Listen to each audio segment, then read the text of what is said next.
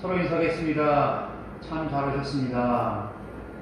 우리 영상으로 예배 드리신 분들 참 잘 오셨습니다. 이스라엘 백성들은 애굽에서 나와 광야를 거쳐서 가나안 땅까지 가게 되었습니다. 그런데요, 가나안 땅에 믿음으로 들어가면 얼마나 좋겠습니까? 그러나 믿음으로 행하지 못합니다. 정탐을 갔다 오더니 하는 얘기가 거기는 사람을 삼키는 땅이다. 거기 들어가면 우리는 다 죽는다. 거기 있는 사람들은 기골이 장대하고 성은 크고 견고하다. 우리는 스스로 보기에도 메뚜기 같다. 우리는 들어가면 죽는다. 그러면서 하나님을 원망합니다. 그랬을 때 하나님께서 너희가 사로잡아 가겠다 한 20세 미만의 사람들은 내가 너희에게 약속한 땅에 들어가게 하겠지만 20세 이상의 싸움에 나갈 만한 모든 사람은 다 죽을 것이다. 그래서 너희가 정탐한 날을 1년으로 계속하여서 40년 동안 광야에서 유리하는 자가 될 것이다. 그런 말씀을 하시죠. 그래서 40년 동안 애굽에서 나와서 2년 또 38년 동안 돌아서 이제는 가나안 땅 입구에 들어섰습니다. 모압 평지예요. 조금만 넘어가면 하나님께서 약속하신 그 가나안 땅이 눈앞에 펼쳐지는 것입니다. 그때 하나님께서 말씀하시죠. 신명기 30장 16절부터 본이 이렇습니다.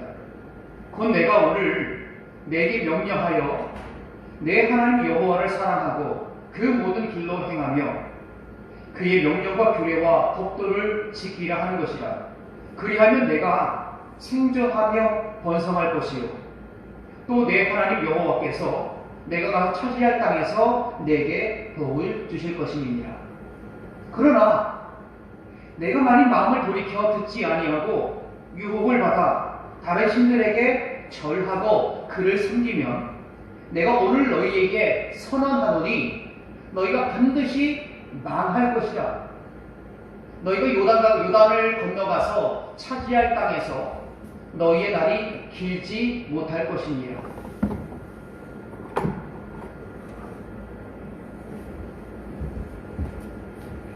이렇게 하나님께서 이스라엘 백성에게 명령하셨습니다.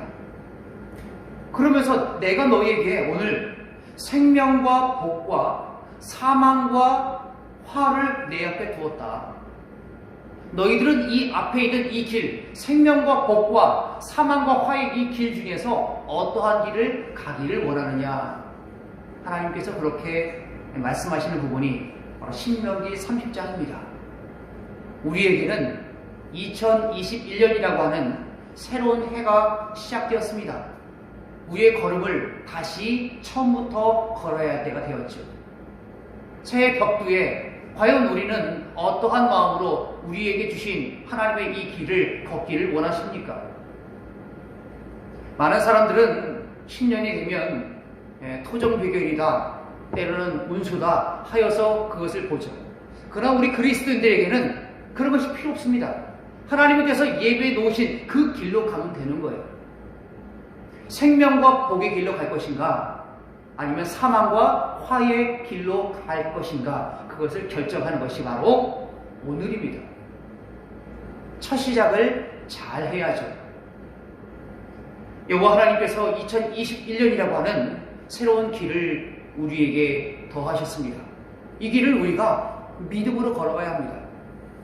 오늘 시편에 나오는 이 다윗의 교훈을 통하여서 우리는 새해에는 어떠한 마음으로 우리의 신앙의 길을 걸어가야 하는지 함께 은혜를 나누길 원합니다. 첫 번째, 성도들이 가야 할 길은 자기의 분수를 정확하게 아는 것입니다. 마태복음 25장에 보면 달란트 비유가 나옵니다. 어떠한 사람이 다른 나라로 갈 때에 종들을 다 불러요. 그러면서 하는 얘기가 그 사람 어떤 사람에게는 5달란트를, 어떤 사람에게는 2달란트를, 어떤 사람에게는 1달란트를 줍니다. 그것을 성경에 보니까 어떻게 기록하냐면 각각 그 재능대로 주는 거예요. 저 사람 5달란트 받았네. 기분 굉장히 나쁘네. 나는 2달란트밖에 안 받았어. 여러분, 재능대로 받았다니까요. 재능대로. 나에게 없는 재능을 저 사람에게 있어요. 그러면 그 재능대로 하나님 앞에 쓰임 받는 거예요. 나에게는 하나님께서 나에게 주신 달란트대로 쓰임을 받는 거예요. 그래서 각각 5달란트, 2달란트, 1달란트를 주었습니다. 이것은 그 재능대로 줬고, 그리고 먼 타국으로 가요. 그때요, 성경에 보니까 5달란트 받은 사람은 즉시 가서 5달란트를 남깁니다. 그리고 2달란트 받은 자도 역시 바로 가서 2달란트를 남겨요. 그럼 1달란트 받은 사람은 어떻게 했습니까? 우리가 잘 알죠. 교회 학교를 잘 다닌 사람들은 다 압니다. 땅에 가고 파묻어 놓죠. 그리고 덮어 놓습니다. 만약에 이 1달란트 받은 사람도 즉시 가서 1달란트를 남겼더라면 얼마나 좋았을까. 성경에서는 와갖고 그 주인이 회개합니다. 5달란트 받은 사람이 와갖고 그래요. 주인님, 5달란트 저에게 주셨는데요, 제가 이렇게 해서 또 5달란트를 남겼습니다. 그렇게 얘기하니까 잘하였도다. 착하고 충성된 종아. 착하대요. 우리가 보통 착하다라고 하면 보통 도덕적으로 착한 삶을, 선한 삶을 살거나 아니면 다른 사람하고 대할 때에 그렇게 선대하거나 라고 할 때 보통 착하다라고 얘기합니다. 그런데요, 여기서 그 사람의 성격이나 그 사람의 됨됨이에 있어서 별로 얘기하지 않고 주인께서 5달란트를 맡겨주셨는데 그 사람 가서 또 5달란트를 남긴 거예요. 이 모습을 보고 착하대요. 그리고 충성된 종아 이야기합니다. 내가 적은 일에 충성하였으매 내가 많은 것으로 내게 맡기리니 내 주인의 즐거움에 참여할지어다. 2달란트 받은 사람도 그래요. 또 와서 동일하게 5달란트 받은 사람처럼 얘기해요. 여기 2달란트가 있습니다. 그래, 잘하였도다. 착하고 충성된 종아. 내가 적은 일에 충성하였으니 내 주인의 즐거움에 참여할지어다. 주인님께서 저에게 1달란트 주셨는데요, 여기 보십시오. 1달란트 여기 있습니다. 그럴 때 주인이 뭐라고 얘기합니까? 악하고 게으른 종아 라고 얘기하죠. 그가 왜 악하고 게을렀을까요? 그가 주인한테 한 말이 이것입니다. 주인이요, 당신은 굳은 사람이라 심지 않은 데서 거두고 해치지 않은 데서 모으는 줄로 내가 알았으므로 두려워하여 나가서 당신의 달란트를 땅에 감추었나이다. 보소서 당신의 것을 받으셨나이다. 주인은 굳은 사람이라. 주인에 대해서 평가를 하잖아요. 주인에 대해서 잘 알지 못하게 그렇게 평가를 하고 있는 것이죠. 왜 주인이 굳은 사람이라? 주인은 심지 않은 데서 거두고 해치지 않은 데서 모으는 줄로 내가 알았으므로. 자칫 잘못하다가 이 1달란트 그냥 고스란히 했다가 또 그거 까먹어버리면 어떡할까? 주인님한테 혼날 줄 여겼기 때문에 그래요. 그럴 때에 돌아오는 것은 악하고 게으른 종아라고 하는 그런 말밖에 들을 수가 없었습니다. 성경에는 각각 그 재능대로 주었는데 1달란트 받은 사람도 재능을 줬어요.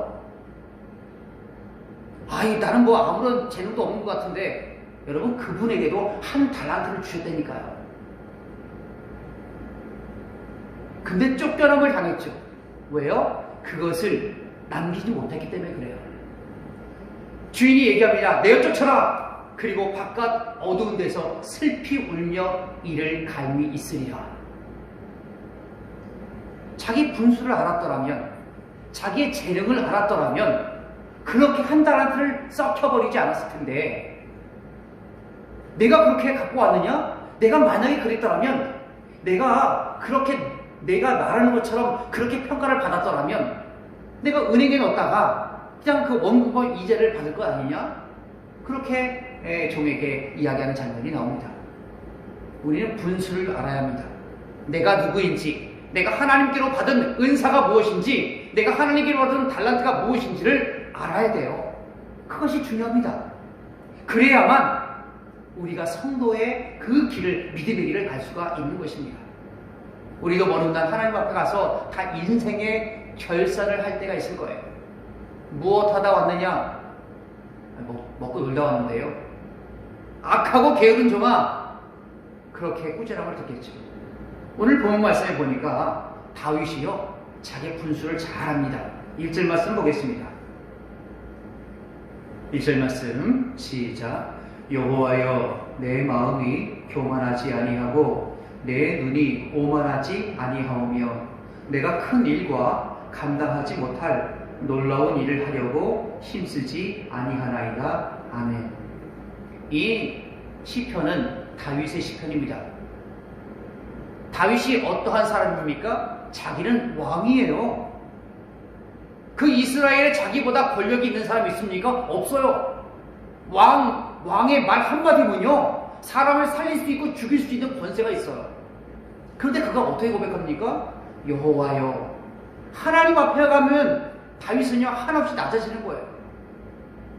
그가 어떻게 고백합니까? 내 마음이 교만하지 아니하고 내 눈이 오만하지 아니하오며 내가 큰 일과 감당하지 못할 놀라운 일을 하려고 힘쓰지 아니하나이다.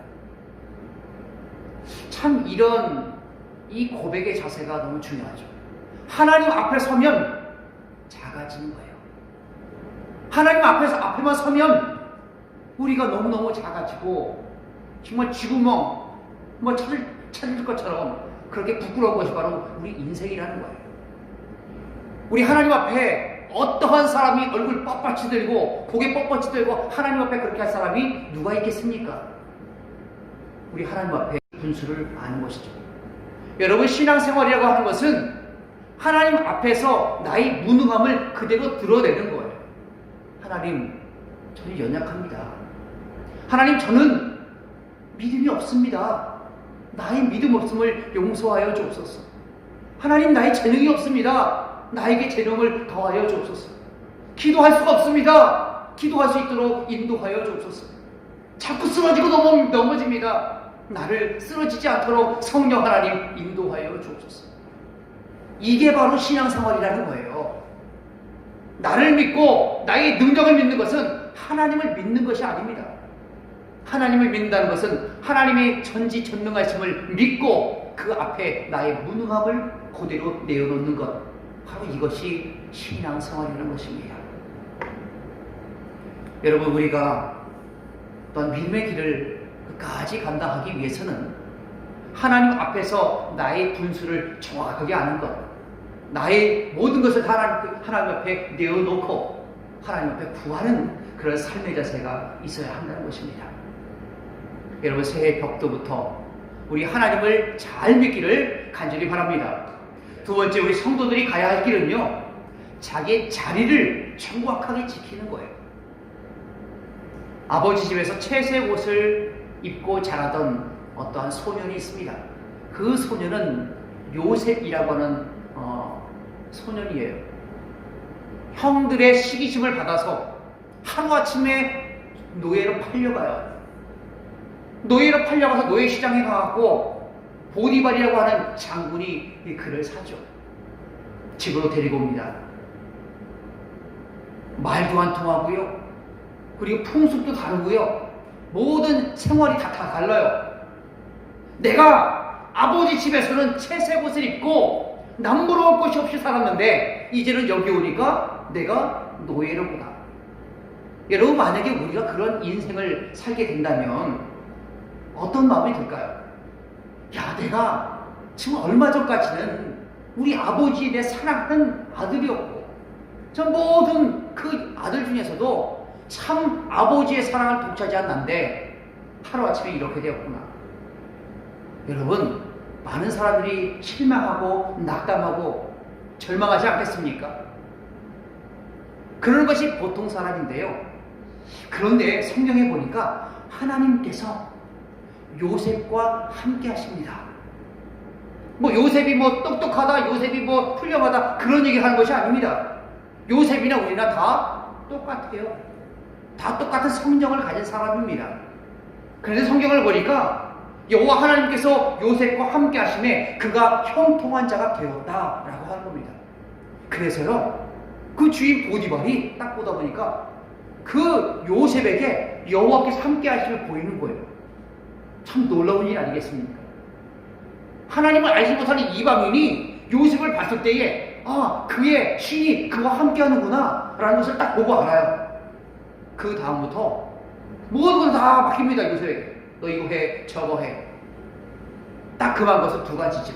하나는 먹는 걸 맡기지 않습니다. 자기가 챙겨요. 두 번째는 아내죠. 아내. 가족들과 먹는 것은 본인이 챙기지만 나머지 모든 재산, 노예들 모두 다 요셉에게 맡겨요. 근데 여러분, 요셉의 입장에서는 우리는 어떻습니까? 하루아침에 그래도 권력을 얻은 거잖아요. 비록 남의 집에 가서 하인을 하지만 거기서 주인의 인정을 받았어요. 종 중에서 가장 높아요. 자기 말 한마디면 다른 종들이 벌벌벌 떨 수 있는 그러한 위치까지 올라갔어요. 그랬을 때에 참 기세 등등하고 교만할 수 있고 그 가운데 자기의 그런 고개 뻣뻣이 들고 달릴 수 있는 상황이 된 거예요. 그러던 차에 그 여주인이 자꾸 눈짓을 합니다. 그러니까 그때 요셉이 하는 말이, 아니 주인이 나에게 급한 것은 당신밖에 없는데 왜 그러시냐고.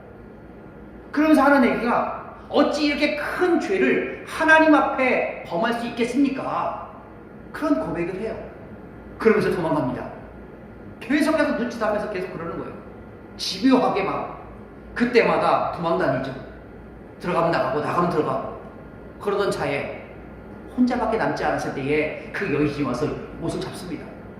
요셉의 옷을 벗어버리고 다 도망가죠. 그러나 누명을 쓰고 감옥에 들어가요. 그런데 그 요셉이라고 하는 사람이 보니까 또 감옥에서 맡겨진 그 일을 잘 감당합니다. 하나님께서 그를 또한 그 애굽의 총리의 자리까지 인도하는 거죠. 참 그는 보면 자기 자리를 잘 지켰던 사람인 것 같아요. 가정 총무로서의 자리, 감옥에서의 자리, 애굽의 총리에서의 그 자리, 그 자리마다 하여튼 그 인생이 하나님을 통하여서 형통한 자가 되는 은혜를 그가 경험합니다. 우리에게도 분명한 삶의 자리가 반드시 있고요, 믿음의 자리가 반드시 있습니다. 복 있는 사람은 죄인의 자리에 앉지 않는 사람이에요. 내가 앉아있는 이 자리가 과연 어떠한 자리인가? 나는 본분을 다하고 있는가? 나의 신앙의 자리를 잘 지키고 있는가? 한번 돌아볼 필요가 있다고 하는 것입니다. 오늘 본문에 보니까 2절에 맡겨진 자리에 충성하는 그런 모습이 나옵니다. 2절 보겠습니다. 2절 시작. 실로 내가 내 영혼으로 고요하고 평온하게 하기를 젖된 아이가 그의 어머니 품에 있음 같게 하였나니 내 영혼이 젖된 아이와 같도다. 아멘. 다윗의 고백이 무엇입니까? 실로 정말로 내가 내 영혼으로 고요하고 평온하게 하기를 어떻게 비유합니까? 젖된 아이가 그의 어머니 품에 있음 같게 하였나니. 젖된 아이가 나왔습니다. 젖되지 않은 아이는 어떻습니까? 젖을 찾는 거예요. 젖을 찾아요. 땡깡 부리죠.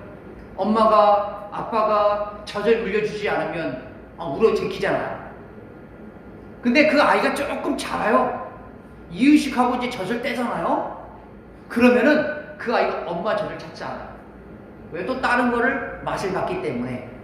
그 다음부터 이제 맘마거리죠. 맘마거리는 겁니다. 여기 젖된 아이라고 하는 것은 보채지 않는다. 자기가 투정 부리지 않는다. 조금 예전보다 성숙했다라고 하는 것을 알려줍니다. 그 아이가 어머니 품에 다 안겨 있는 거예요. 그 아이의 그 자리는 바로 어머니의 품에 안겨 있을 때 너무너무 행복한 것이죠. 우리 그리스도인의 삶의 자리도 마찬가지입니다. 바로 그런 하나님 품에 있을 때에, 우리가 하나님 앞에 하나님 품에 있을 때에 비로소 평안하고 고요하고 또한 하나님께 주시는 은혜가 평안하게 있는 것입니다. 우리의 삶의 자리, 또 우리 신앙의 그 자리가 바로 하나님 안에 있기를 간절히 바랍니다. 더러움이란 자기 자리를 떠나는 것이다 라고 하는 말이 있습니다. 참 이것은 하나의 경고인데요, 참 우리에게 시사하는 바가 큽니다. 더러움이란 자기의 자리를 떠나는 것이래요. 거꾸로 생각하면 깨끗함이란 자기의 자리를 떠나지 않는 것이죠. 예를 들어서 물고기가 어항에 있거나 또는 바다에 있을 때는 참 아름다운 것입니다. 근데 그것이 여러분의 잠자는 그 침대 위에 그 고기가 떡하니 올라와 있다고 생각해 보십시오. 고등어가 여러분 침대에 올라와 있는 거예요. 고등어가 참 바다에서 참 물개치면 얼마나 예쁘고 그렇습니까? 그러나 그 생선이 그 이불 위에 올려 있다. 그럼 여러분 그냥 놔두겠습니까? 야, 이쁘다. 어떻게 이 고등어가 이렇게 이쁘게 여기 누워있지? 라고 할 사람 아무도 없습니다. 그것을 빨리 가져다가 넣고 그 이불을 빨죠. 그 자리에 있지 않았기 때문에. 물고기는 물에 있어야 되고요. 그리고 흙도 마찬가지입니다. 흙은 귀한 것인데 밖에 있으면 또한 결실을 맺게 하거나 나무나 식물을 갖다가 자라게 할 수 있는 아주 귀한 것인데, 그것이 집 안에만 있으면 문제가 돼요. 집 안에 흙이 떨어졌으면 어떻게 합니까? 이야, 너 참 좋구나. 이렇게 식물을 살게 하는 것이 우리 안방에도 들어와서 우리를 또 살게 하는구나 라고 말할 수 있는 사람 있겠습니까? 더러운 게 여기도 떨어져 있네. 누가 여기다가 떨어뜨려놨지? 그런 생각을 하면서 막 쓸고 거기 닦지 않겠습니까? 흙이 있어야 되는 자리는 바깥이고요. 물고기가 있어야 되는 것은 바로 바다입니다. 우리 성도들이 있어야 할 것은 어디입니까? 하나님 품이죠. 우리는 마치 물고기와 같아서 물고기가 물을 떠나면 죽는 것처럼 우리 성도는요, 하나님 품에 있지 않으면 죽는 거예요. 가지가 포도나무에서 잘리면 죽는 거예요. 나 혼자 살아봐야지. 살겠습니까? 곧장 마르는 거예요. 주중에 어떤 분을 만나서 얘기할 기회가 있었는데요. 그분의 얘기가 이렇습니다. 처음에 교회를 한두 번 안 나갈 땐 좋았대. 그러니까 신앙이 그렇게 깊지 않고 그냥 왔다 갔다 거리는 신앙이었으니까. 그런데 코로나가 터지니까 안 나와도 뭐라 그러는 사람이 없잖아요. 다 이해하고 넘어가는 부분이 바로 이 코로나 시국이라는 거예요. 자, 그러면서 하는 말이 이거예요. 처음에는 좋았는데 조금 지나가면 지나갈수록 자기 믿음이 떨어진다는 걸 느낀다는 거예요. 왜 그래서 모이기를 힘쓰라고 했는지는 지금 이제야 알겠다라고 하는 것입니다. 이 코로나라고 하는 것은 정말 우리에게 어떻게 보면 신앙의 그 전과 후를 나눌 수 있는 아주 중요한 분기점이 이 코로나예요. 코로나가 끝나보면 다 정리가 돼요. 확실하게 믿음을 따라서 살던 사람과 그냥 대충 살았던 사람 떨어져 나가게 돼요. 다른 서울에 있는 어떤 교회도 많이 힘들다고 하더라고요. 성도들이 있어야 할 곳인 바로 하나님의 품에서 코로나가 딱 오니까 그때 가서 스물스물 하나님 품에서 밖으로 떠나가려고 그래요. 저 밖에 뭐가 있지? 나가는 순간 죽습니다. 우리는 우리 자리를 지켜야 돼요. 우리 예배의 자리, 기도의 자리, 우리의 삶의 자리를 바로 하나님 앞에 두고 그 하나님 안에서 살아가는 귀한 삶이 우리 안에 있기를 간절히 바랍니다. 세 번째요. 우리가 그 믿음으로 살기 위해서, 성도가 그렇게 끝까지 살기 위해서는 자기 믿음을 정확하게 해야 합니다. 믿음이 흐릿하면 끝까지 갈 수 없어요. 목표가 정확하면 끝까지 갈 수 있는데요. 목표가 흐릿하면 중간에 가다 말다 합니다. 중간에 포기할 수도 있죠. 우리 믿음도 마찬가지예요. 우리 믿음도 굳건하게 정확하게 갖고 있어야 합니다. 예수님께서 변화산에서 제자들과 함께 올라가셨다가 모습이 변화되시고 다시 내려왔습니다. 내려왔는데 사건이 하나 발생한 거예요. 아니, 어떠한 아버지가 아들이 귀신 들렸어요. 근데 귀신 들린 그 아들을 한번 고쳐달라고 제자들에게 온 거예요. 제자들이 못 고치는 거예요. 그러다 보니까는 막 동네가 시끄러워졌습니다. 그러던 차에 예수님께서 오셔서 자초지정을 들으시고 말씀하시죠. 언제부터 이렇게 되었느냐? 어릴 때부터입니다. 어릴 때부터 귀신이 그를 죽이려고 물과 불에다가 막 던지는 거예요. 그러나 무엇을 하실 수 있거든 우리를 불쌍히 여겨주옵소서. 그때 예수님께서 이렇게 말씀하십니다. 할 수 있거든이 무슨 말이냐? 믿는 자에게는 능히 하지 못할 일이 없느니라. 그때에 그 아버지가 이렇게 얘기합니다. 내가 믿나이다. 나의 믿음 없는 것을 도와주소서. 믿음을 확실하게 해야 합니다. 할 수 있거든. 주님, 요거 좀 할 수 있을 것 같은데요. 할 수 있거든. 도와주옵소서. 여러분, 이러한 기도로 하나님께서는 기뻐받지 않으십니다. 할 수 있거든이 무슨 말이냐? 믿는 자에게는 능히 하지 못할 일이 없느니라. 그 사람이 능력 있어서 그렇습니까? 아니에요. 주님께서 능력이 있기 때문에 능력 있는 하나님을 믿으면 되는 거예요. 우리 믿음을 아주 정확하게 색깔을 뚜렷하게 드러내야 됩니다. 환란이 올 때에 사탄은 우리를 계속 놔두지 않아요. 사탄은 우리를 뒤흔듭니다. 믿음을 떠나게 만들어요. 그때마다 우리의 믿음을 정확하고 굳건하고 정확하게 우리 믿음을 잘 자기매김해야 된다는 것이죠. 오늘 본문에 보니까 다윗은 이렇게 고백합니다. 이스라엘아, 지금부터 영원까지 여호와를 바랄지어다. 이 한 말씀에 바로 다윗의 고백이 나온 거예요. 다윗은 바로 그의 모든 삶의 그 고백을 이렇게 해요. 이스라엘아, 지금부터 영원까지 여호와를 바랄지어다. 그 믿음을 정확하게 하는 것은 누구를 바라보면 됩니까? 여호와를 바라볼 때에 우리 믿음이 정확해지는 거예요. 자꾸 세상 바라보면 우리 믿음은 자꾸 흐릿해져요. 우리 믿음을 정확하게 하려면 여호와 하나님만 바라봐야 돼요. 언제까지요? 영원토록. 우리가 하나님 앞에 가는 그날까지 영원토록 우리 하나님만 바라보는 귀하고 놀라운 은혜가 우리 안에 있기를 간절히 바랍니다. 어떠한 지역에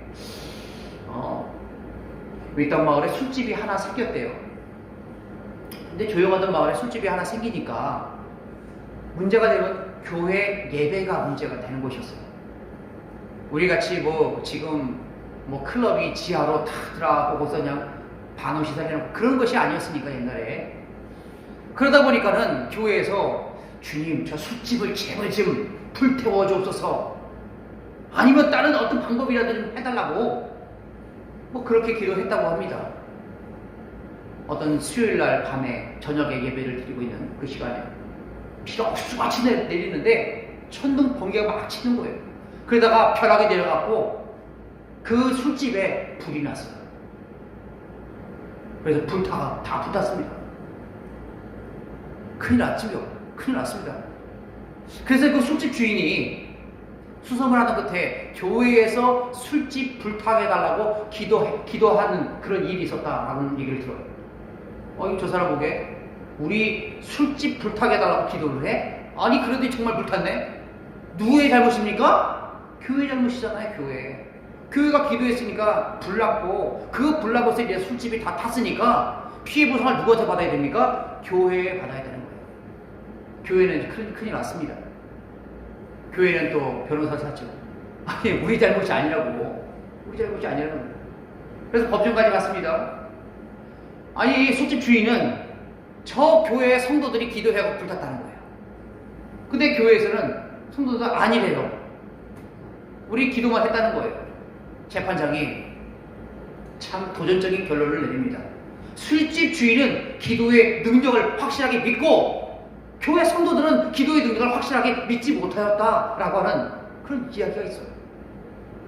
아니 기도했으면 그렇게 되리라고 믿고 강구하고, 아니 술집이 불났으면 이제 교회에서 좀 변상을 해줘야죠. 아, 하나님께서 하셨구나.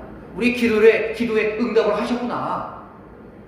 그래야지. 기도는 해놓고 아니라고 변호사를 대동해갖고 우리는 기도할 뿐인데 아니 우리가 아닌 거 아니라고. 이래서야 되겠습니까? 믿음은요, 기도하고 그대로 이루어질 줄을 믿고 바라는 거예요. 할 수 있거든요. 무슨 말이냐? 믿는 자에게는 능히 하지 못한 일이 없느니라. 우리 주님 오늘도 우리에게 말씀하십니다. 새해 벽두가 되었습니다. 우리는 우리의 길을 끝까지 믿음으로 살기를 원합니다. 믿음으로 확실하게 우리 믿음의 색깔을 분명하게 하고 살기를 원합니다. 하나님께서 우리에게 주신 그 믿음의 길을 끝까지 감당하면서 우리 분수를 알고 나의 자리를 알고 하나님 앞에서 온전히 나를 내려놓고 하나님께서 나에게 주신 그 달란트를 깨닫고 하나님께 주시는 그 은혜 따라 살아가는 귀한 삶이 우리 안에 있기를 간절히 바랍니다. 다 함께 기도하겠습니다.